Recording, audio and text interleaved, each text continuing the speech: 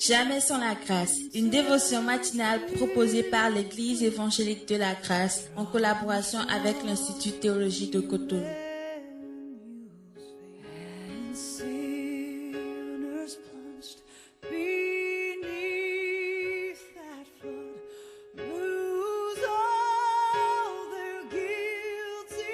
Bonjour chers amis, chers auditeurs, bienvenue encore une fois dans cette nouvelle journée avec cette nouvelle provision de la part de notre Seigneur. Père, merci de bénir cette dévotion, merci de nous faire du bien au nom de ton Fils Jésus-Christ. Amen.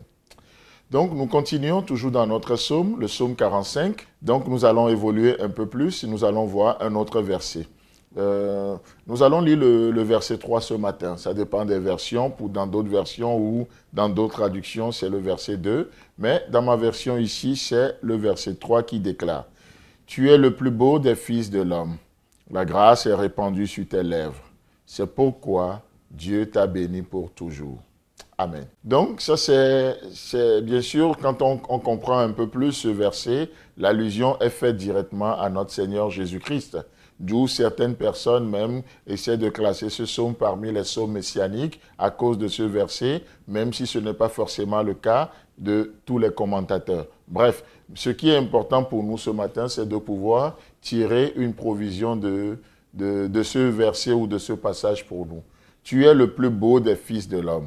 La grâce est répandue sur tes lèvres. Et c'est pourquoi Dieu t'a béni pour toujours. Vous savez, quand nous lisons ce psaume, le verset 3, et nous parlons de Jésus-Christ, on se demande, mais comment se fait-il que le psalmiste ici présente Jésus comme étant le plus beau des fils de l'homme, alors que nous sommes dans un monde où la beauté est élevée, exaltée, tout ce qu'on fait sur les affiches publicitaires. Vous n'allez jamais voir une vieille dame qui a perdu ses dents. On ne va jamais la prendre pour faire des affiches publicitaires. On essaie de chercher toujours les filles, les demoiselles toutes faites, entre guillemets, et même si ce n'est pas la réalité, en tout cas. Bon, bref. Donc, on élève la beauté de plus en plus. Mais pourtant, si nous voyons, qu'on continue toujours dans notre Bible, dans Ésaïe chapitre 53, Ésaïe fera aussi une autre description de Jésus-Christ. Qu'est-ce qu'Ésaïe va dire? Il n'a rien pour attirer nos regards. Il s'est élevé comme une faible plante qui n'a rien pour nous plaire. Homme de douleur habitué à la souffrance. Donc du coup, on voit que là, dans Ésaïe, presque Ésaïe contredit ce que les fils de Corée disent ici. Mais laissez-moi vous dire que c'est une apparente contradiction. Ésaïe parle de ce Jésus souffrant, ce Jésus souffrant, et ici, le psalmiste, ou en tout cas les fils de Corée, vont mettre l'accent sur un autre aspect. Au-delà d'un Jésus roi, nous voyons, ils sont en train de mettre l'accent sur la beauté. Mais la question, c'est qu'est-ce qui fait la beauté de Jésus? Qu'est-ce qui fait la beauté d'un homme? Qu'est-ce qui fait la beauté d'une femme? Qu'est-ce qui fait la beauté aujourd'hui? Les gens vont parler du visage, les gens vont voir tellement de choses, la forme. Mais pourtant, la Bible n'aura pas le même langage en parlant de la beauté. La Bible va parler des pieds, qui sont beaux les pieds de ceux qui annoncent l'évangile. Mais toi et moi, on sait que quand on parle de la beauté, on ne voit même pas d'abord le pied, c'est le visage que nous voyons. Donc, en un mot ici, ce qui fait la beauté de Jésus, nous le voyons en même temps dans la deuxième partie du verset où il est dit « La grâce est répandue sur tes lèvres ». Mes amis, laissez-moi vous dire que ce qui fait notre beauté, ce sont des paroles de grâce que nous prononçons. C'est ce cœur de grâce que nous avons. Notre Dieu est tellement beau. Jésus est tellement beau. Pourtant, Ésaïe dit, il n'a rien pour attirer nos regards. Il n'a rien pour nous plaire. Pourtant, lorsque cette femme, surprise en flagrant délit d'adultère, était amenée devant Jésus, vous savez quoi? Jésus avait tout ce qu'il faut pour séduire cette femme. Jésus avait tout ce qu'il faut pour gagner le cœur de cette femme en communiquant la grâce de Dieu. Il dit, ô femme, où sont ceux qui te condamnaient? Il n'y a personne qui t'a lapidé? Va. Moi non plus, je ne te condamne. Ou alors que lui, il avait la possibilité de le faire. Mais il dit non, je ne le fais pas. La grâce est répandue sur tes lèvres.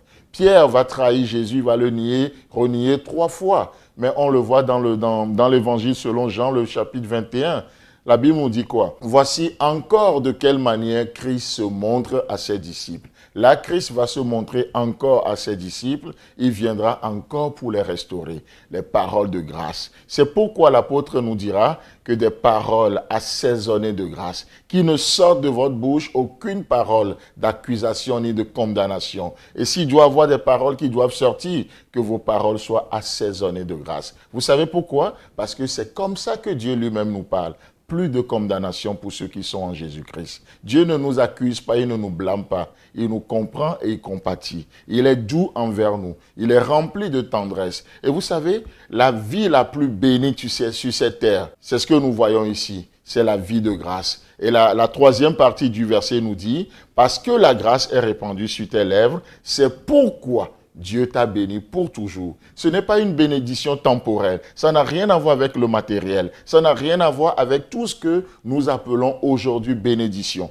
Mes amis, la vraie bénédiction commence par la parole.